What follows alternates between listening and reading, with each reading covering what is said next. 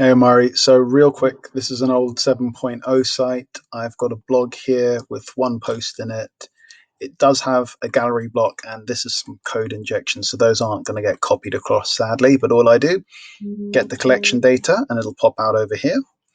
Up top right, it now says there's data up there, and I've got the create from data option.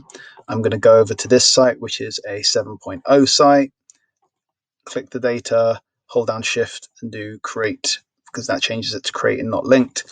This pops up because it's a blog, but otherwise normally it'll just create the page. I'm just going to do a single column and I'm going to confirm.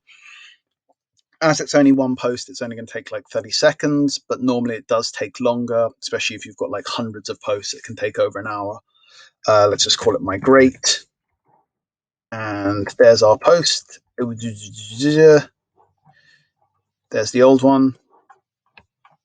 Here's the new one. It couldn't copy the gallery, and it's just automatically applied regular styling, and it's that simple. I hope it